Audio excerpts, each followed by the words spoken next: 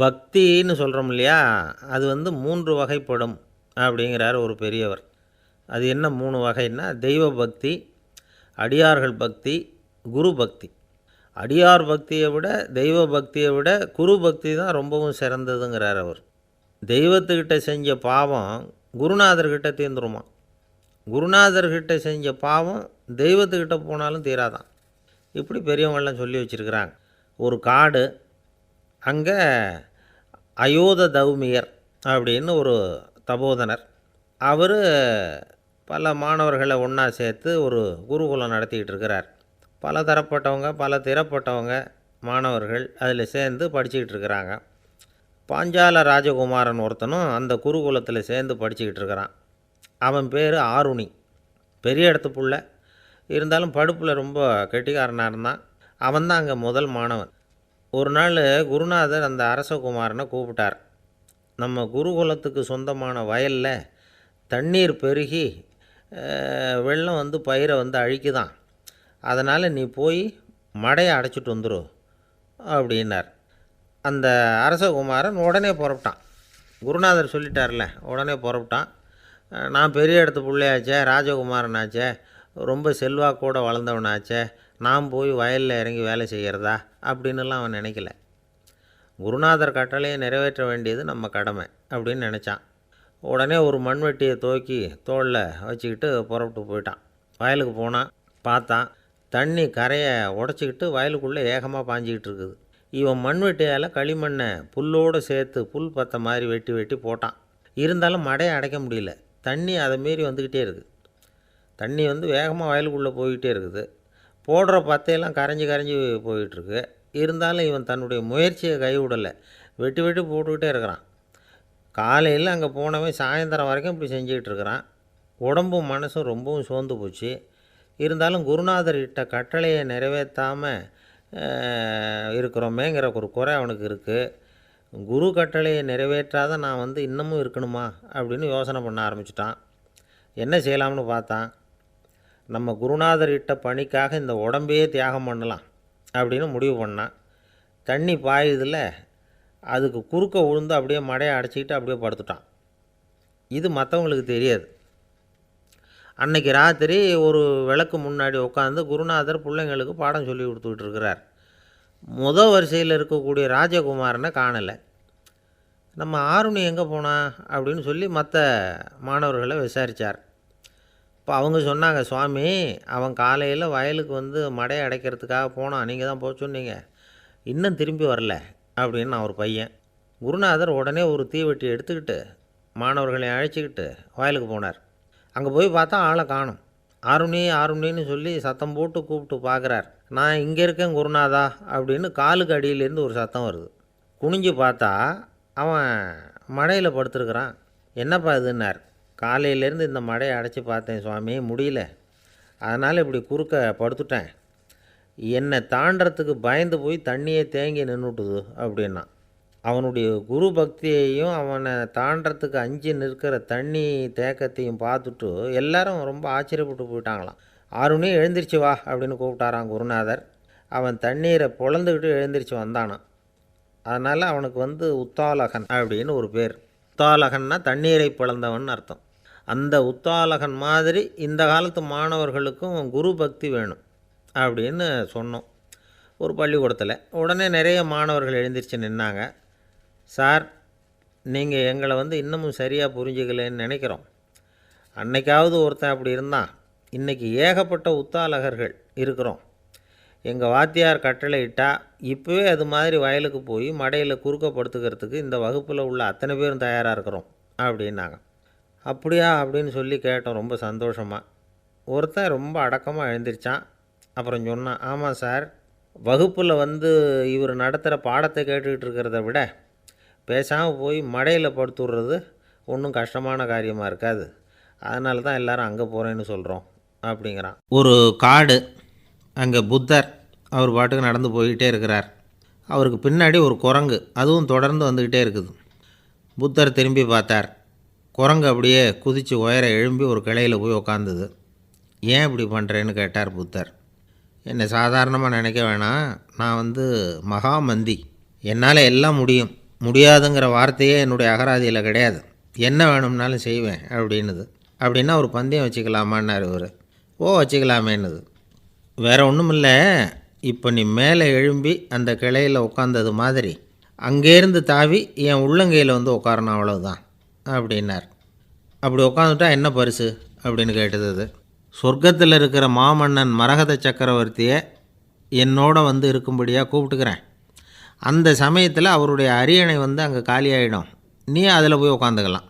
பந்தயத்தில் தோத்துட்டா ஒரு கல்ப காலம் இந்த பூமியில் வாழ வேண்டியிருக்கும். அதுக்கு பிறகு தான் என்கிட்ட வர முடியும். என்ன சொல்கிற அப்படின்னார். குரங்குக்கு தாவறது ஒரு பெரிய காரியமா? இது எனக்கு ரொம்ப சாதாரண விஷயம், என்ன இப்போவே தாவட்டுமா அப்படின்னுது. சரின்னு சொல்லி உள்ளங்கையை நீட்டினார். அவருடைய கை தாமரை இலை அளவுக்கு அப்படியே விரிஞ்சுது. குரங்கு சௌகரியமாக வந்து உட்கார்றதுக்காக. குரங்கு தாவறதுக்கு தயாராச்சு. அதுக்கு முன்னாடி ஒரு சின்ன யோசனை அதுக்கு.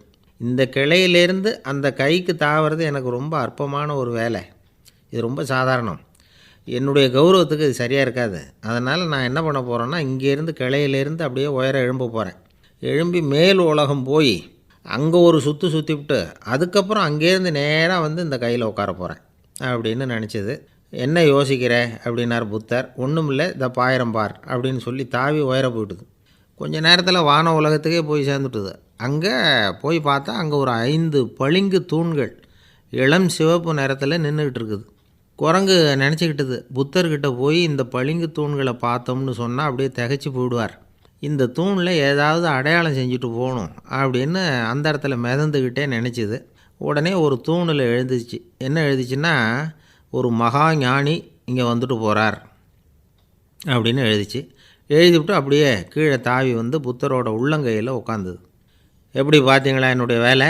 வான உலகத்துக்கே போய் அங்கே இருக்கிற 5 பளிங்கு தூண்களை பார்த்துட்டு அதில் நான் வந்த விவரத்தை எழுதி வச்சுட்டு அதுக்கப்புறம் இங்கே வந்திருக்கிறேன் அப்படின்னுது ரொம்ப பெருமையாக. அப்படியா அப்படின்னார் புத்தர். ஆமாம், சந்தேகமாக இருந்தால் வாங்க, அழைச்சிட்டு போய் காட்டுறேன் அப்படின்னுது அந்த குரங்கு. அதுக்கு தேவையில்லை, அப்படியே கொஞ்சம் கீழே குனிஞ்சு பார் தெரியும் அப்படின்னார் புத்தர்.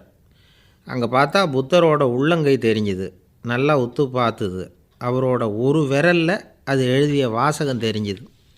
குரங்கு யோசனை பண்ணிச்சு, அப்படின்னா வானத்தில் நான் பார்த்தது புத்தரோட விரல்களா அப்படின்னு யோசிச்சுது. இதை புரிஞ்சுக்கிட்ட உடனே அந்த குரங்கோட கர்வம் அழிஞ்சு போச்சான். நம்ம மனசு தான் இந்த குரங்கு. மனம்ங்கிறதும் ஆணவங்கிறதும் ஒரு நாணயத்தின் 2 பக்கங்கள். மனம் உள்ளவரை ஆணவமும் இருக்கும். மனம் அழிஞ்சாதான் ஆணவம் அழியும். மனம் அழிய வேண்டும் அப்படின்னு பெரியவங்க சொல்கிறது இந்த அர்த்தத்தில் தான். நம்ம ஆளுங்க சவால் விடுறதெல்லாம் வேறு மாதிரி. ஒருத்தன் ஒரு வாய்க்காலை தாண்டுறேன்னு பந்தயம் கட்டி தாண்ட முடியாமல் வாய்க்காலில் விழுந்து காலை உடச்சிக்கிட்டு கட்டு போட்டுக்கிட்டு வந்தான். ஏன்டா அப்படின்னு கேட்டாங்க. நான் பந்தயம் கட்டின நேரம் சரியில்லை அப்படின்னா. எப்படிறான்னு கேட்டிருக்காங்க. வாய்க்காலில் தண்ணி இருக்கிற நேரமாக பார்த்து பந்தயம் கட்டியிருக்கணும் அப்படின்னானா. ஒரு அம்மா, அவங்களுக்கு 35 வயசு இருக்கும். குடும்பத்தில் எந்த கஷ்டமும் இல்லை. இருந்தாலும் காரணம் இல்லாமல் பிள்ளைங்க பேரில் கோவப்படுறது, எரிஞ்சு விடுறது அவங்க வழக்கம். பிள்ளைங்க அழும். உடனே அவங்க மனசும் சங்கடப்படும். இன்னொரு அம்மா, நல்ல வேலையில் இருக்கிறவங்க, வாரத்துக்கு ஒரு தடவையாவது தலைவலி வந்துடும். இவங்களுக்கெல்லாம் உடம்புல எந்த கோளாறும் இல்லை, மனசு மட்டும் சரியாக இருக்காது. தூக்க மாத்திரை கையில் வச்சுருப்பாங்க. 30-35 வயசுடைய பெண்களுக்கு சர்வசாதாரணமாக காணப்படுகிற மனக்கோளாறு இது. இதுக்கு பேர் மனவாட்டம், டிப்ரெஷன், மனமடிவு அப்படின்னு சொல்லலாம். இந்த நோய்க்கு அறிகுறி என்ன தெரியுமா? மனசில் வருத்தமான உணர்வு இருக்கும். அடிக்கடி அழலாம் போல தோணும். முன்னால் எல்லாம் எந்தெந்த செயலில் ஆர்வம் இருந்ததோ அதெல்லாம் குறைஞ்சிரும், அல்லது சுத்தமாகவே ஆர்வம் இல்லாமல் போயிடும். சில பெண்கள் இளம் வயசில் பக்கத்தில் இருக்கிறவங்க கிட்ட கலகலப்பாக பேசுவாங்க, வீட்டை அலங்கரிக்கிறதுல ஆர்வம் இருக்கும். இப்போ அதிலெல்லாம் ஆர்வம் இல்லாமல் போயிடும். எந்த வேலை செஞ்சாலும் சீக்கிரம் களைப்பு அடைஞ்சுடுறது மாதிரி ஆகிடும். நமக்கு யாருமே உதவியாக இல்லை, நம்ம எல்லோரும் கை விட்டுட்டாங்க போல் இருக்குதே அப்படிங்கிற உணர்வுலாம் உண்டாகும். தன்னைத்தானே குறை சொல்லிக்குவாங்க. நாம் தப்பு பண்ணிவிட்டோம் போல் இருக்குதே அப்படின்னு தோணும்.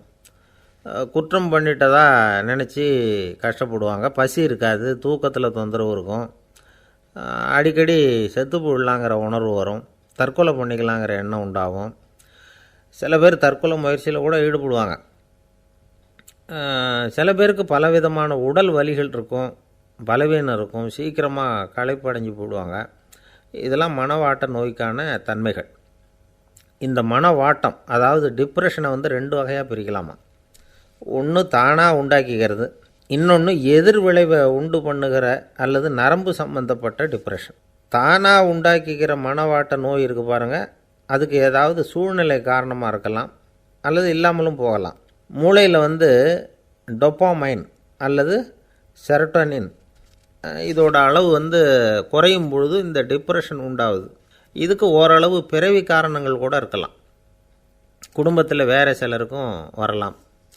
பாதிக்கப்பட்ட பெண்ணை வந்து பார்க்குறதுக்கு பலவீனமாக தெரியும், கடுமையான குற்ற உணர்வு இருக்கும், தனியாக இருக்கிறதுக்கு ஆசைப்படுவாங்க, நடு ராத்திரியில் எழுந்திரிச்சு உட்காந்து கஷ்டப்பட்டுக்கிட்டு இருப்பாங்க, கொடூரமான முறையில் தற்கொலை பண்ணிக்க முயற்சி பண்ணுவாங்க, தீ வச்சுக்கிறது, அமிலத்தை குடிக்கிறது, தூக்கில் தூங்குறது. இப்படி தானாக வரவழைச்சிக்கிற மனவாட்ட நோய் வந்து மறையக்கூடிய நோய்.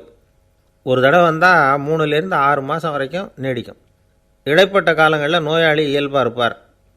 எதிர் விளைவை உண்டு பண்ணுகிற அல்லது நரம்பு சம்பந்தப்பட்ட மனவாட்ட நோய் எப்படின்னா, கணவன் மனைவி மாமியார் மருமகள் இப்படிப்பட்ட உறவு முறை பிரச்சனைகள், தோல்விகள், எரிச்சல்கள், ஆஃபீஸு பிரச்சனை, இப்படிப்பட்ட சூழ்நிலையால் உண்டாகிறது.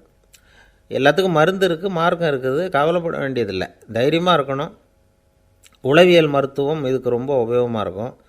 சில பெண்களை பாருங்கள், அவங்க எதுக்கும் அலட்டிக்கிறது இல்லை. ஒரு அம்மா அப்படி தான் தன்னுடைய கணவனை அழைச்சிக்கிட்டு ஒரு மனநோய் மருத்துவர்கிட்ட வந்தாங்க.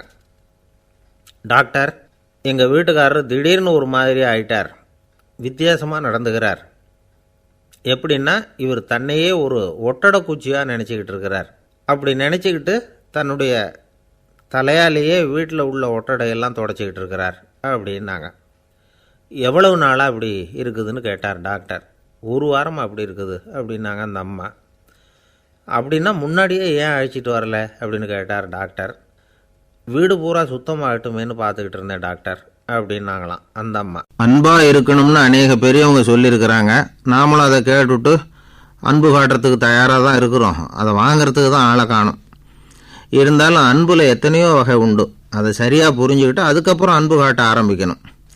வகையை புரிஞ்சிக்காமல் அன்பு காட்டினா வம்புல மாட்டிக்க வேண்டியது தான். அன்புன்னா சாதாரணமாக நினச்சி விடாதீங்க.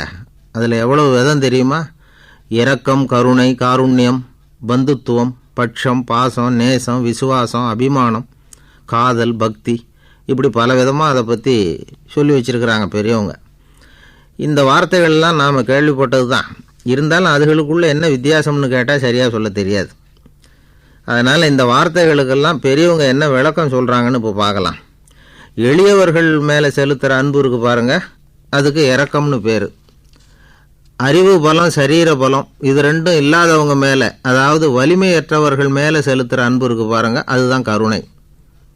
எறும்புலேருந்து யானை வரைக்கும் சகல ஜீவராசிகள் மேலேயும் காட்டுற அன்புக்கு காருண்யம்னு பேர், ஜீவகாருண்யம்.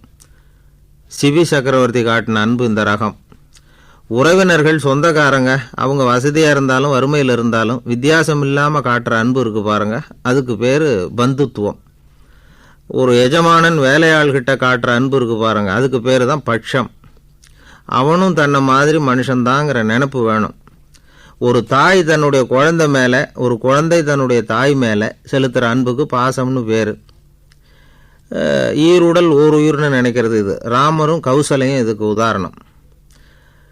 தம்மை ஒத்த நண்பர்கள்கிட்ட செலுத்துகிற அன்புக்கு நேசம்னு பேர். வயசு, செல்வம், அந்தஸ்து இந்த வித்தியாசமெல்லாம் பார்க்காம அவங்க சுக துக்கத்தில் சமபங்கு எடுத்துக்கிறது இது. கிருஷ்ணன் குசேலர்கிட்ட காட்டினது இந்த ரகம். வேலை செய்கிறவன் முதலாளிகிட்ட காட்டுற அன்புக்கு விசுவாசம்னு பேர். தேசத்து மேலேயும் தாய்மொழி பேர்லையும் செலுத்துகிற அன்புக்கு அபிமானம்னு பேர். தேசாபிமானம்னு சொல்கிறோமே இதுதான். ஒரு கணவன் மனைவி பேரில் காட்டுற அன்புக்கு காதல்னு பேர். கடவுள் பேரில் செலுத்துகிற அன்புக்கு பக்தின்னு பேர். இப்படி அன்புல பல ரகம் இருக்கிறப்போ அதில் உள்ள வித்தியாசம் தெரியாமல் இடம் மாற்றி அன்பு காட்டினா இடைஞ்சல் தான். சரி, இந்த அன்பை பற்றி விஞ்ஞானம் என்ன சொல்லுது தெரியுமா? இதயத்தை பாதுகாக்கிறதுக்கு முக்கியமாக தேவைப்படுற ஒன்று இந்த அன்பு தான்னு சொல்லுது. நெதர்லாந்து விஞ்ஞானிகள் இதை ஆராய்ச்சி பண்ணியே கண்டுபிடிச்சிருக்கிறாங்க. கொஞ்சம் முயல் குட்டிகளை 2 பிரிவாக பிரித்தாங்க. 2 குரூப்புக்கும் கொழுப்பு அதிகமாக உள்ள ஆகாரத்தையே கொடுத்துக்கிட்டு வந்தாங்க. ஆனால் ஒரு குரூப்புக்கு வெறுமன ஆகாரத்தை கொடுத்ததோடு சரி, இன்னொரு குரூப்பு முயல்களுக்கு ஆகாரம் கொடுத்ததோடு நிறுத்திக்கல. அதுக்கு முன்னாடி கூண்டுகளை திறந்து விட்டு முயல்களை கொஞ்ச நேரம் எடுத்து கொஞ்சி விட்டு அதுக்கப்புறமா ஆகாரம் கொடுத்தாராம் ஆராய்ச்சியாளர். இந்த குரூப்புக்கு இதய பாதிப்பு 60% குறைச்சலாக இருந்துதான். சில நோயாளிகளுக்கு ஹார்ட் அட்டாக் வந்தாலும் அதை தாங்கிக்கிட்டு குணமாகிற சக்தி அதிகமாக இருக்குது. இது எப்படின்னு ஆராய்ச்சி பண்ணி பார்த்துருக்குறாங்க. அவங்கெல்லாம் மனைவி தன் பேரில் ரொம்ப அன்பாக இருக்கிறதாக நினைக்கிறவங்களாம் இருக்கிறாங்களாம். இதய நோயாளிகள் பல பேரை சந்தித்து இதய நோய் ஏற்பட என்ன காரணம்னு கேட்டிருக்கிறாங்க. அவங்க சொன்ன காரணம்லாம் சாப்பாடு சம்மந்தமாக இல்லையா, மனைவி அன்பா இல்லை, இப்படிப்பட்ட காரணத்தை தான் சொல்கிறாங்களாம். அதனால் இதயத்தை பாதுகாக்கணும்னு நினைக்கிறவங்க அடுத்தவங்க அன்பாக இருக்கிறது மாதிரி பார்த்துக்குங்க, அதுதான் முக்கியம். ஒருத்தர் முகம் பூரா பிளாஸ்டரி போட்டுக்கிட்டு வந்தார், ரொம்ப கோபமாக. என்னங்க ஆச்சுன்னு விசாரித்தேன். எல்லாம் உங்களால் தான் சார்னார். விவரமாக சொல்லுங்களேன். என்ன உங்கள் தகவலை கேட்டுட்டு ஒரு பூனைக்குட்டியை கையில் எடுத்தேன், அன்பாக அதை தடவி கொடுக்கறதுக்காக. ஆனால் அது முந்திக்கிட்டது, அது என் முகத்தை தடவி கொடுத்துட்டுது, முகம் பூரா நகை கீறல், அதுதான் இப்படி அப்படின்னார். அன்பில் அறிவு சேராததுனால வந்த கோளாறு இது. ஒருத்தர் ரொம்ப அவசரமாக வந்தார். சார், மனுஷன் நிம்மதியாக இருக்கிறதுக்கு என்ன வழின்னு கேட்டார். சீக்கிரமாக ஒரு கல்யாணத்தை பண்ணிங்க, எல்லாம் சரியாக போடும் அப்படின்னோம். அவர் ஒரு மாதிரியாக பார்த்தார். ஏற்கனவே எனக்கு கல்யாணம் ஆகிட்டுது சார், அதனால தானே நிம்மதியாக இருக்கிறதுக்கு வழி கேட்குறேன் அப்படின்னார். சரி, இவர் ஒரு மாதிரியான கேஸ் அப்படின்னு நினச்சிக்கிட்டு நம்மக்கிட்ட இருந்த ஒரு சின்ன புத்தகத்தை அவர்கிட்ட தூக்கி கொடுத்தோம். இதை படித்து பாருங்கன்னு. கல்யாணத்துக்கு பிறகும் சந்தோஷமாக இருக்கிறதுக்கு என்ன வழி அப்படிங்கிற கேள்விக்கு அந்த புத்தகத்தில் விளக்கம் இருந்தது. கணவன் மனைவிக்குள்ளே சிக்கல் வராமல் இருக்கிறதுக்கு அதில் சில வழிகளை சொல்லி கொடுத்துருக்குறாங்க. அதெல்லாம் என்னென்ன அப்படிங்கிறத இப்போ பார்க்கலாமா? குடும்பம்னு இருந்தால் கோபம் வரதான் செய்யும், அது வந்துட்டு போட்டும் பரவாயில்ல. ஆனால் அந்த கோபம் ஒரே நேரத்தில் 2 பேருக்கும் வந்துடாமல் பார்த்துக்கணும். ஒரு சமயத்தில் யாராவது ஒருத்தர் தான் கோபப்படணும், அடுத்தவங்க அமைதியாக இருக்கணும். அதுக்கப்புறம் இவர் அமைதியான உடனே அவங்க ஆரம்பிச்சிக்கலாம்.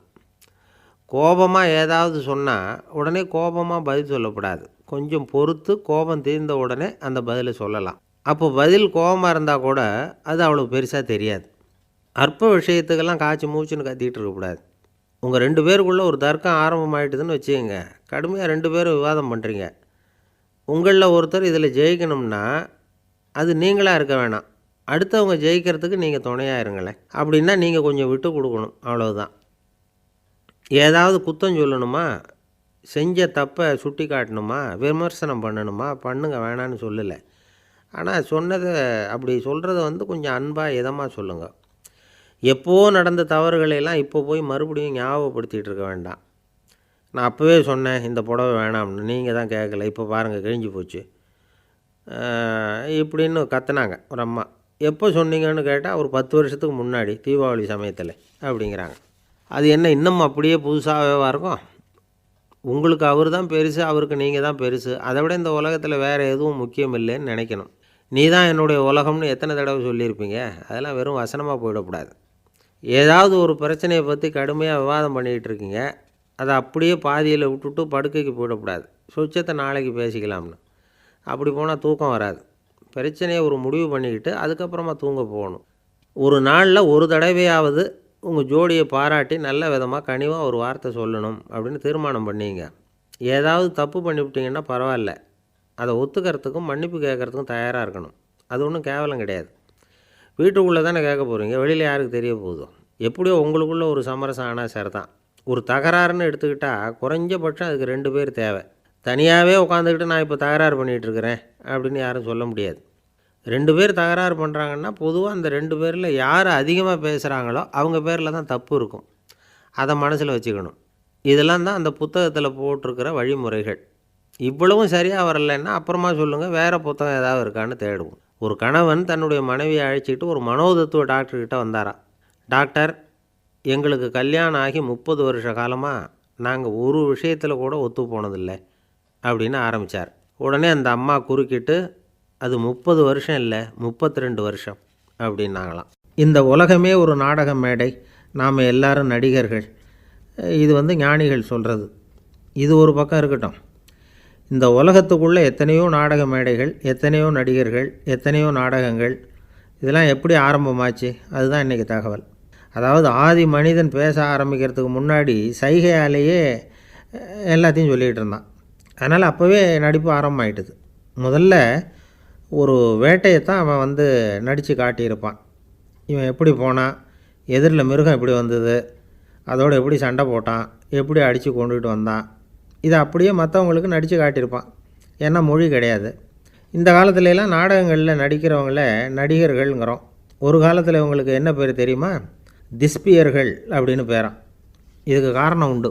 அதாவது 2000 வருஷத்துக்கு முன்னாடி கிரீஸ் நாட்டில் திசிபியஸ் அப்படின்னு ஒரு ஆள் இருந்தான். அவன் ஒரு பெரிய நாடக கலைஞன். அவன் சில இளைஞர்களை சேர்த்துக்கிட்டான், பயிற்சி கொடுத்தான், நாடக குழுவை உருவாக்கினான். நடிகர்களையும் நாடகத்துக்கு தேவையான பொருள்களையும் ஏற்றிக்கிட்டு போகிறதுக்கு ஒரு வண்டியையும் தயார் பண்ணான். அந்த வண்டியிலேயே அவன் கிரேக்க நாடு பூராவும் சுற்றினான். ஊர் ஊராக நாடகம் போட்டான். ஒரு ஊருக்கு போனதும் அங்கே நாடகம் நடத்த தியேட்டர் இருக்கா அப்படிங்கன்னெல்லாம் பார்க்குறதில்ல அவன். ஏன்னா அப்போலாம் தியேட்டர்னா என்னென்ன தெரியாது. நாடகம்னா அது ஒரு மூடிய கொட்டைக்குள்ளே தான் நடத்தணுங்கிறது அப்போ யாருக்குமே தோணலை. இந்த வண்டி போகும், அதுவே ஒரு பகுதி, அப்படியே ஒரு மேடை மாதிரி விரிச்சிக்கும். அதில் ஏறி நின்றுக்கிட்டு நாடகத்தை நடித்து காட்டுவாங்களாம். மக்கள்லாம் எதிரில் தரையில் உட்காந்து அதை பார்த்துக்கிட்டு இருக்கிறது.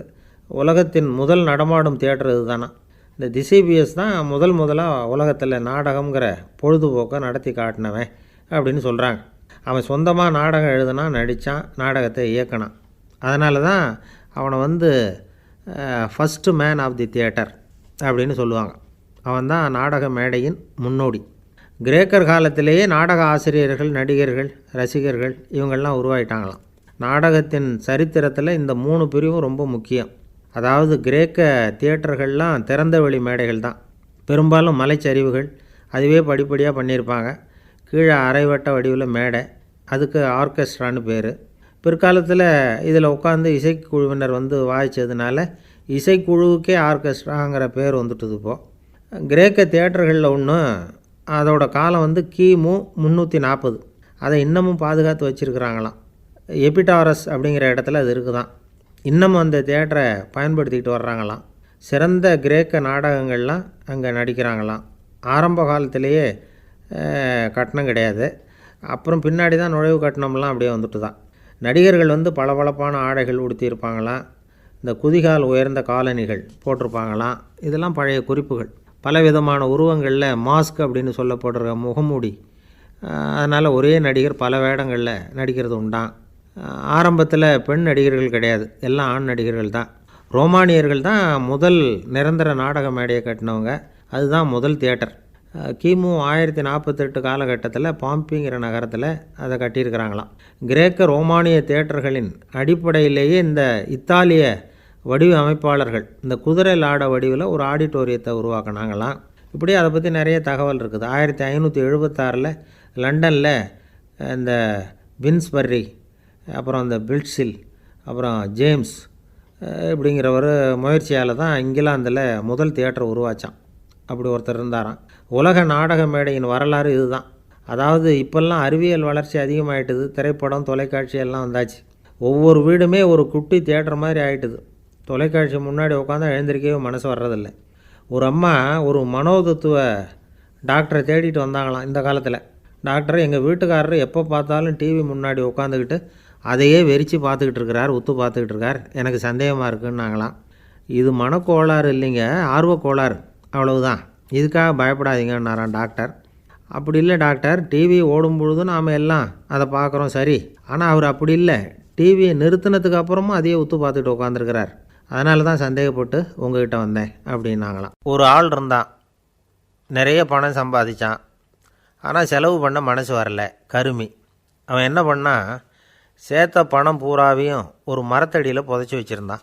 வாரத்துக்கு ஒரு தடவை அந்த மரத்தடிக்கு வருவான், புதைச்ச இடத்த ஆவலோடு பார்த்துக்கிட்டு இருப்பான், அதுக்கப்புறம் போயிடுவான், அவ்வளவுதான். ஒரு நாள் ஒரு திருடன் வந்தான், இவன் புதைச்சி வச்சுருந்ததெல்லாம் எடுத்துகிட்டு போட்டான். இது தெரிஞ்சு போச்சு. அந்த கருமி புலம்ப ஆரம்பிச்சிட்டான். இவன் புலம்பலை கேட்டதும் அக்கம் பக்கத்தில் இருந்தவங்கெல்லாம் ஓடி வந்தாங்க. என்ன விஷயம்னு விசாரித்தாங்க. இவன் சொன்னான். ஒரு பெரியவர் கேட்டார், ஏன்ப்பா வாரம் இந்த இடத்த பார்க்குறதாக சொன்னியே, எப்போவாவது இதில் இருக்கிற பணத்தை எடுத்து செலவு பண்ணியிருக்கியா அப்படின்னு கேட்டார். நான் அப்பப்போ அதை பார்க்குறது தான் வழக்கம், அதை தொட்டதே இல்லைன்னு அவன். சரி, அப்படின்னா இப்போவும் நீ அதே மாதிரி வாரம் ஒரு தடவை வந்து இந்த இடத்த பார்த்துட்டு போகலாமே அப்படின்னாராம் அந்த பெரியவர். அதுவும் சரிதானே, எவ்வளவு காலமானாலும் அவன் அந்த பணத்தை எடுத்து செலவு பண்ண போகிறதில்ல. அப்படி இருக்கிறப்ப உள்ளே பணம் இருந்தாலும் ஒன்று தான், இல்லாமல் போனாலும் ஒன்று தான். இதிலேருந்து என்ன புரியுதுன்னா, ஒருத்தர்கிட்ட இருக்கிற பணத்தை கொண்டு அவர் பணக்காரரா ஏழையா அப்படின்னு முடிவு செய்கிறது சரியில்லை. அந்த செல்வத்தை அனுபவிக்கிற திறன், பயன்படுத்துகிற திறன், அதை வச்சு தான் அவர் ஏழையா பணக்காரரா அப்படிங்கிறத நிர்ணயம் பண்ணணும். அதுதான் சரி. செலவு பண்ண தெரியாதவன் சேகரம் பண்ணிகிட்டே இருக்கிறதுனால என்ன பிரயோஜனம்? தலைமுடியே இல்லாதவன் தாராளமாக சீப்புகளை வாங்கி சேகரம் பண்ணுறது மாதிரி தானே இது. சில சமயம் செலவு பண்ண நாம் தயாராக இருந்தால் கூட அந்த செல்வம் நமக்கு பயன்படுறதில்ல. அரேபியாவில் ஒரு நகை வியாபாரி விலை உயர்ந்த முத்துக்களை எல்லாம் அவர் வச்சு வியாபாரம் பண்ணிகிட்டு இருந்தார். அவர் ஒரு சமயம் ஒரு பாலைவனம் வழியாக போயிட்டு இருக்கிறார் ஒட்டகத்தில்.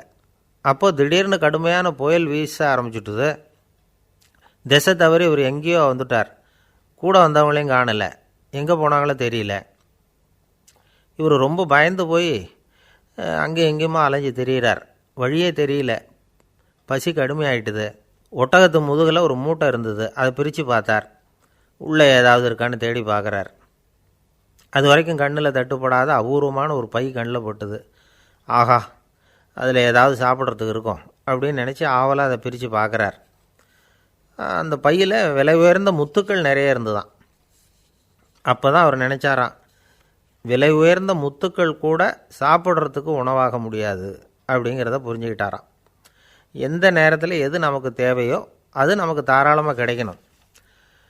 அப்படி அது கிடைக்கிறதுக்கு நம்மக்கிட்ட இருக்கிற செல்வம் பயன்படணும்.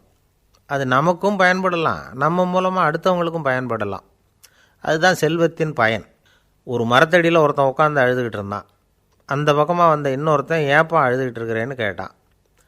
இந்த இடத்துல தான் பூமிக்கு அடியில் பணம் இருக்குது, புதைச்ச இடம் தெரியல, அதான் அழறேன் அப்படின்னா. நல்லா ஞாபகப்படுத்தி பாரு, எந்த இடத்துல புதைச்ச அப்படின்னு கேட்டான் இவன். அது எப்படி எனக்கு தெரியும், புதைச்சி வச்சிருக்கிறவன் நான் இல்லையே, எங்கள் எதிர்த்த வீட்டுக்காரன் அப்படின்னானா இவன். அம்மாக்காரங்களுக்கு அடிக்கடி ஏற்படுற கவலை ஒன்று உண்டு. அதாவது குழந்தை சரியாக சாப்பிட மாட்டேங்குதே அப்படிங்கிற கவலை. இவங்கெல்லாம் ஒரு விஷயத்தை நல்லா புரிஞ்சுக்கணும். குழந்தைகள்ங்கிறவங்க பெரியவங்க மாதிரி இல்லை. அவங்க கடிகாரத்தில் மணியை பார்த்துட்டு சாப்பிட்றதுக்கு உட்கார்ற ரகம் கிடையாது. பசிச்சா சாப்பிடுவாங்க, இல்லைன்னா விளையாடுவாங்க அல்லது தூங்குவாங்க. அது புரியாமல் அவங்கள கட்டாயப்படுத்தி அல்லது மிரட்டி சாப்பிட வைக்கிறது ரொம்ப தப்பு. ஒரு 8 மாத குழந்தைக்கு 3 மணி நேரத்துக்கு ஒரு தடவை பசிக்கும்.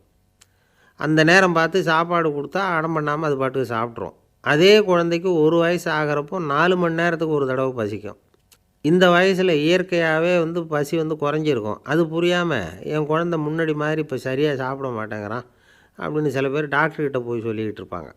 இன்னொரு விஷயம், ஒரு குழந்தைக்கு வயசு அதிகமாகிற வேகத்துக்கு உடம்பு எடையும் அதிகமாகிக்கிட்டே போகாது. உடம்பு எடை அதிகமாகிற வேகம் குறைஞ்சிக்கிட்டே வரும். 6 மாத குழந்தைக்கு ஒரு வாரத்தில் 150 கிராம் எடை கூடும். ஒரு வயசில் வாரத்துக்கு 71 கிராம் எடை கூடும். இது புரியாமல் அதிகமாக சாப்பாட்டை கொடுத்து குழந்தைய கஷ்டப்படுத்தக்கூடாது. ஏன்னா அளவுக்கு மீறின உணவு அஜீரணத்தை உண்டு பண்ணிவிடும். குழந்தைக்கு ஒரு தட்டில் கொஞ்சமாக ஆகாரத்தை வச்சு கொண்டுகிட்டு போய் கொடுக்கணும். மலை மாதிரி குவிச்சு வச்சா அதை பார்த்ததுமே பசி அடங்கி போயிடும்.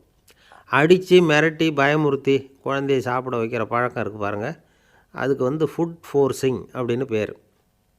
இப்படி பண்ணுனா குழந்தைக்கு சாப்பாட்டில் விருப்பம் குறைஞ்சிரும், அதை கண்டாவே வெறுக்க ஆரம்பிச்சிடும். அது மாதிரி உளம் சார்ந்த பசி குறைவு, சைக்கோஜெனிக் அனோரெக்சியா, அது ஏற்படுமா. சாப்பாடுங்கிறதே ஒரு தண்டனை மாதிரி தோணும். குழந்தைகளுக்கு பிடிச்ச மாதிரியான ஆகாரத்தை கொடுக்கணும். சத்து அதிகம் இருக்குங்கிறதுக்காக அதுக்கு பிடிக்காத ஆகாரத்தை கொடுத்து கட்டாயப்படுத்தக்கூடாது. குழந்தைகளுக்கு 2 வயசு ஆகிறப்போ இயற்கையாகவே எதிர்மறை குணம் உண்டாகும். அதாவது அந்த எதிர்மறையாக பேசுகிறது. இது மாதிரி சமயங்களில் நாம் என்ன சொல்கிறோமோ அதுக்கு நேர்மாறாக நடந்துக்கும். ஏட்டிக்கு போட்டி, சாப்பிட சொன்னால் விளையாட போவோம், விளையாட சொன்னால் சாப்பாடு கேட்கும். இதை புரிஞ்சுக்கிட்டு நடந்துக்கணும். குழந்தை சொன்ன பேச்சை கேட்கலேன்னு கோவப்படக்கூடாது. குழந்தை வளர வளர பிடிவாத குணம் வர்றது சகஜம். கேட்டதை வாங்கி கொடுத்தா தான் சாப்பிடுவேன் அப்படின்னு பிடிவாதம் பண்ணும். வாங்கி கொடுத்துடுறது தான் உத்தமம். நீங்களும் அதுக்கிட்ட பிடிவாதம் பண்ணிகிட்டு இருக்கக்கூடாது. ஏன்னா கேட்டது கிடைக்கலையேங்கிற ஏமாற்றம் கூட குழந்தையோட பசியை குறைச்சிரும். கேட்டது கிடைச்சிட்டா பசி அதிகமாகும், கொடுத்ததை மலமலன்னு சாப்பிட்றோம். குழந்தைகளுக்கு கண்ட கண்ட நேரத்தில் சாப்பிட்றதுக்கு எதையாவது வாங்கி கொடுத்துக்கிட்டு இருந்தால் சாப்பாட்டு நேரத்தில் சாப்பிடாமல் அடம் பண்ண ஆரம்பிச்சிடும். பள்ளிக்கூடம் போகிற பிள்ளைங்க காலை உணவை சரியாக சாப்பிட மாட்டாங்க. அச்சம், அவசரம், பரபரப்பு இதெல்லாம் தான் காரணம். பள்ளிக்கு புறப்படுறதுக்கு ஒரு 3/4 மணி நேரத்துக்கு முன்னாடியே சாப்பாடு போட்டுருங்க, அது சரியாக போடும். படிக்கிற குழந்தைகள் உடல் சோர்வு, மனச்சோர்வு இது காரணமாக கூட சாப்பிட மறுக்கிறது உண்டு. இப்போ உதாரணமாக சாயந்தரம் விளையாடி விட்டு வீட்டுக்கு வந்ததும் சாப்பிட சொன்னால் வேணாம்பாங்க. இது உடல் சோர்வு. ரொம்ப நேரம் வீட்டு பாடங்களை செஞ்சு முடித்த கையோடு சாப்பிட சொன்னாலும் அவங்களால சரியாக சாப்பிட முடியாது. இது உளச்சோர்வு, அதாவது மனச்சோர்வு. இதை தவிர குழந்தைகளுக்கு உடல் நலக்குறைவு ஏற்பட்டால் கூட சாப்பிட மறுக்கிறது உண்டு. சில மருந்து மாத்திரைகள் கூட பசியை குறைச்சிரும். அதனால் சரியாக தெரிஞ்சுக்கிட்டு குழந்தைகளை சாப்பிட வைக்கணும். அது புரியாமல் கையில் சாப்பாட்டு தட்டை வச்சுக்கிட்டு குழந்தைகளை விரட்டிக்கிட்டு அலையக்கூடாது. ஒரு சின்ன பையன் சொன்னான், எங்கள் அம்மா சாப்பாடு போடுறது தெரிஞ்சால் நான் உடனே வீட்டை விட்டு வெளியில் ஓடி போடுவேன் அப்படின்னா. ஏன் அப்படி பண்ணுறேன்னு கேட்டோம். எங்கள் அப்பா கூட அது மாதிரி தான் சார் பண்ணுவார் அப்படிங்கிறான். என்ன சார் உங்கள் பையன் என்ன செஞ்சுக்கிட்டு இருக்கிறான் இப்போது அப்படின்னு கேட்டார் ஒருத்தர். அடிக்கடி கண்ணாடி முன்னாடி நின்று அழகு பார்த்துக்கிட்டு இருக்கிறான் சார் அப்படின்னாரு அப்பா. இளம் பருவம் இப்படி தான் இருக்கும், அதையெல்லாம் சாதாரணமாக நினச்சிடாதீங்க அப்படின்னாரு அவர். என்ன சார் சொல்கிறீங்க, கண்ணாடி முன்னாடி நின்றுக்கிட்டு நேரத்தை வீணாக்கிக்கிட்டு இருக்கான், அதை ஒரு பெரிய விஷயமாக நான் நினைக்கணுமா அப்படின்னாரு இவர். இளம் பருவத்தில் இளைஞர்களுக்கும் சின்ன பொண்ணுங்களுக்கும் அடிக்கடி கண்ணாடியில் பார்க்கணும்னு தோணும். அது வெறுமனே அழகு பார்க்குறது மட்டும் இல்லை, அவங்க தங்களையே தேடி கண்டுபிடிக்கிற ஒரு முயற்சி அது. இது ஒரு மனோதத்துவ விளைவு. இது வரைக்கும் சின்ன பிள்ளையாக இருந்துட்டோம், இனிமேல் நாமளும் மற்றவங்க மாதிரி மனிதர்கள் தான் அப்படிங்கிற உணர்வு அவங்களுக்கு வருது. தங்களோட முகம் எப்படி இருக்குது, அழகு எப்படி இருக்குது, உடம்பு நேரம் எப்படி இருக்குது, முடி எப்படி இருக்குது அப்படிங்கிறதையெல்லாம் கண்டுபிடிக்கிறாங்க. அதுக்கப்புறம் இன்னொரு ஆணோ பொண்ணோ தன்னை கவனிக்கணும் அப்படின்னு நினைக்கிறாங்க. இதெல்லாம் மனோதத்துவ உண்மைகள், இதெல்லாம் இயற்கை. இதை பார்த்துட்டு பெற்றவங்க பிள்ளைங்க கெட்டு போட்டாங்க அப்படின்னு நினைக்கக்கூடாது, அவங்கள திட்டிக்கிட்டே இருக்கக்கூடாது. இன்றைக்கி பல குடும்பங்களில் இதுதான் நடந்துக்கிட்டு இருக்குது. மனுஷ வாழ்க்கையிலேயே இப்படியும் இல்லாத அப்படியும் இல்லாத ஒரு பருவம் இளம் பருவம். 13லேருந்து 19 வயசுக்கு உட்பட்ட ஆண்கள், பெண்கள் இந்த வகையை சேர்ந்தவங்க, டீனேஜ் குரூப். இவங்கள சின்னவங்கன்னு நினச்சிட முடியாது, பெரியவங்கன்னு நினச்சிட முடியாது. இவங்க ரொம்ப சென்சிட்டிவ். சமூகம் நினச்சா இவங்களை நல்லவங்களாகவும் ஆக்கலாம், கெட்டவங்களாகவும் ஆக்கலாம். கொஞ்சம் அக்கறை எடுத்துக்கிட்டால் பெரிய பெரிய மேதைகளையும் விஞ்ஞானிகளையும் உருவாக்கலாம். ஆனால் நடக்கிறது என்ன தெரியுமா, அநேகமாக இவங்களை யாருமே சரியாக புரிஞ்சுக்கிறது இல்லை, இவங்களை சரியாக நடத்துறதும் இல்லை. இது வரைக்கும் நாம் சொல்கிறத கேட்டுக்கிட்டு இருந்தான், இப்போல்லாம் அவன் இஷ்டத்துக்கு நடக்க ஆரம்பிச்சிட்டான் அப்படின்னு வருத்தப்படுற பெற்றோர்கள் அதிகம். இது வருத்தப்படுற விஷயம் இல்லை, சந்தோஷப்பட வேண்டிய விஷயம். உங்கள் புள்ள சொந்தமாக யோசிக்க ஆரம்பிக்கிறதும் நடந்துக்க ஆரம்பிக்கிறதும் ஒரு தப்பான விஷயமா? அவன் கடைசி வரைக்கும் உங்கள் பேச்சையே கேட்டுக்கிட்டு இருக்கணுங்கிறது என்ன நியாயம்? இன்றைக்கி இளைஞர்களை பெரியவங்க தப்பாக புரிஞ்சுக்கிட்டு தவறாக நடத்துறதுனால தான் அவங்களுக்கு வெறுப்பு, எரிச்சல், மனக்கசப்பு எல்லாம் உண்டாகுது. பெற்றவங்க சரியாக மதிக்கிறது இல்லை அப்படிங்கிற ஒரே காரணத்தினாலேயே வீணாக போகிற பிள்ளைங்க இன்றைக்கி அதிகம். சரி, பெற்றவங்களுக்கு இன்றைக்கி என்ன தான் புத்தி சொல்ல வர்றீங்க அப்படின்னு கேட்குறீங்களா? நாம் எதையும் சொல்ல வரல, ஆனால் அது சம்பந்தமான சில நிபுணர்கள் சொல்லியிருக்கிறத உங்கள் காதில் போட்டு வைக்கலாம். அது என்னென்னா, பிள்ளைங்கக்கிட்ட அன்பு செலுத்துங்க. குழந்தையாக இருந்தப்போ எவ்வளவு பாசமாக இருந்தீங்க, வளர வளர அதை ஏன் குறைச்சிக்கிறீங்க? பெற்றவங்களின் அன்பான வார்த்தைகளுக்கு ஏங்குறவங்க தான் இன்றைய இளைஞர்கள். அவங்க எதை சொன்னாலும் அதை அக்கறையாக காது கொடுத்து கேளுங்க, அலட்சியப்படுத்தாதீங்க. அவங்க விரும்புகிறது உங்கள்கிட்டேருந்து ஒரு மதிப்பு, மரியாதை, அங்கீகாரம், இவ்வளவு தான். அவங்களாவே முடிவுகள் எடுக்கட்டும், அதுக்கு நீங்கள் உதவியாக இருங்க, அது போதும். மற்றவங்க முன்னாடி, முக்கியமாக அவங்க நண்பர்கள் முன்னாடி அவங்கள பற்றி மட்டமாக பேசாதீங்க. அவங்கக்கிட்ட பொய் சொல்லக்கூடாது. நீங்கள் சொன்னது பொய்ன்னு தெரிஞ்சு போச்சுன்னா உங்கள் பேரில் அவங்களுக்கு இருக்கிற மதிப்பு போயிடும், நம்பிக்கை போயிடும். அவங்களுக்கு முன்னாடி நீங்கள் சண்டை போடக்கூடாது. உங்கள் பிள்ளைய எப்பவும் இன்னொரு பிள்ளையோட ஒப்பிட்டு பேசுகிற வேலையே வேணாம். கூட பிறந்த மற்றவங்களோட கூட ஒப்பிடக்கூடாது. இப்படி செஞ்சால் அவன் உங்ககிட்டையும் பிரியமாக இருக்க மாட்டான், அவங்ககிட்டையும் பிரியமாக இருக்க மாட்டான். புள்ள எங்கே போகிறான், என்ன பண்ணுறான் அப்படின்னுலாம் துப்பறிஞ்சிக்கிட்டு இருக்கக்கூடாது. இளைஞர்கள் தனிமையை விரும்புகிறவங்க. அவங்கள பெட்டியில் வச்சு மூடி பாதுகாக்கணும்னு நினைக்கக்கூடாது. அவங்கள எப்படி பாதுகாக்கிறது அப்படிங்கிறது அவங்களுக்கே தெரியும். உங்கள் புள்ள எப்படி நடந்துக்கணும்னு நீங்கள் எதிர்பார்க்குறீங்களோ அது மாதிரி நீங்கள் நடந்து காட்டுங்க, அது போதும். ஒரு வீட்டில் அப்பாவும் அம்மாவும் பேசிக்கிட்டு இருக்கிறாங்க. என்னங்க, நம்ம பொண்ணு பெரியவளாயிட்டா, அடிக்கடி கண்ணாடி முன்னாடி போய் நின்றுக்கிட்டு இருக்கிறா. சீக்கிரமாக ஒரு பையனை பார்த்து கல்யாணத்தை முடிக்காமல் இப்படி மசன்னு கல் மாதிரி உட்காந்துருக்குறீங்களே அப்படின்னு சத்தம் போட்டாங்க அந்த அம்மா. அவசரப்படாத, பார்க்குறதுக்கு கண்ணுக்கு அழகாக லட்சணமாக புத்திசாலியாக ஒரு பையன் கிடைக்க வேணாமா, அதுதான் பார்த்துக்கிட்டு இருக்கிறேன் அப்படின்னார் அப்பா. இதுக்கு அந்த அம்மா சொல்கிறாங்க, எங்கள் அப்பா இப்படியெல்லாம் நினச்சிக்கிட்டு இருந்திருந்தா எனக்கு கல்யாணமே ஆயிருக்காது தெரியுமா அப்படின்னாங்களாம். ஒரு தந்தை தன்னோட பிள்ளைய ரொம்ப தைரியசாலியாக வளர்க்கணும்னு ஆசைப்பட்டார். அதுக்காக அவனை கூப்பிட்டு உட்கார வச்சு இப்படி உபதேசம் பண்ணார். இதை பாருப்பா, நான் உன்னாட்டம் இருக்கிறப்போலாம் எதுக்கும் பயப்பட மாட்டேன், ரொம்ப துணிச்சலாக இருப்பேன். ஒரு நாள் ஒரு அப்பாவி எலிய ஒரு பூனை துரத்திட்டு ஓடிச்சு. நான் உடனே என்ன செஞ்சேன் தெரியுமா? அந்த பூனையை பிடிச்சேன், அது வாலில் ஒரு பட்டாசு சரத்தை கட்டினேன், கொளுத்தி விட்டேன், படபடன்னு வெடிக்க ஆரம்பிச்சுட்டுது. அது துள்ளிக்கிட்டு அங்கேயும் இங்கேயும் ஓடி இருக்கு பாரு ஓட்டம், ரொம்ப தமாஷு அப்படின்னார் அப்பா. இப்படி சொல்லிவிட்டு பையனை பார்த்து, இதை கேட்குறதுக்கு உனக்கும் துணிச்சல் வருதா, நான் என்னுடைய செயலை நீ கேட்குறப்போ உனக்கு துணிச்சல் வருதா அப்படின்னு கேட்டார். வருதுன்னா பையன். எப்படின்னா அப்படிங்கிற விவரத்தையும் சொன்னான் அவன். அதாவது, எலியை விரட்டினத்துக்காக பூனை வாலில் பட்டாசு கொளுத்துனீங்க நீங்கள், பூனையை விரட்டினத்துக்காக உங்கள் கழுத்தில் பட்டாசு சரத்தை மாட்டினா என்னென்னு தோணுது எனக்கு அப்படின்னு நான் பையன். பையனோட துணிச்சல் அப்பாவே நடுங்க வச்சுட்டுது. அது சரி, ஒரு அப்பா பிள்ளைக்கு இப்படியா உபதேசம் பண்ணுறது? எல்லாருக்கிட்டையும் அன்பாக பழகிறது எப்படி அப்படின்னு சொல்லி கொடுக்கணும். பிஞ்சு உள்ளங்களில் நஞ்சை தூவலாமா? ஒரு நாள் விநாயகர் ஒரு பூனையோடு விளையாடிக்கிட்டு இருந்தாராம். அப்படி ஆசையாக விளையாடிக்கிட்டு இருந்தப்போ அவரோட கை நகம் தவறுதெல்லாம் பூனையோட முகத்தில் பட்டுட்டு தான். அது ஒரு சின்ன கீரலை உண்டாகி விட்டுது. அப்பா அவர் அதை ஒரு பெருசாக நினைக்கல. கொஞ்ச நேரத்துக்கு அப்புறம் விநாயகர் வீட்டுக்கு வந்தார்.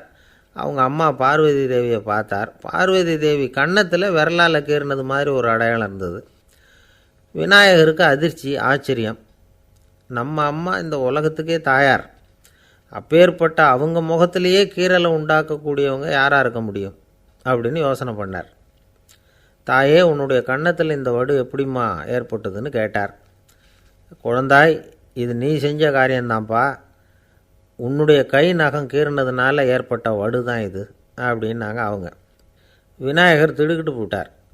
எப்படிம்மா அது? நான் எந்த காலத்துலேயும் ஒன்று அப்படி கீறினதாக எனக்கு நினைவு இல்லையே அப்படின்னார். இன்றைக்கி காலையில் ஒரு பூனையை கீறினதை நீ மறந்துட்டியா அப்படின்னாங்க அந்த அம்மா.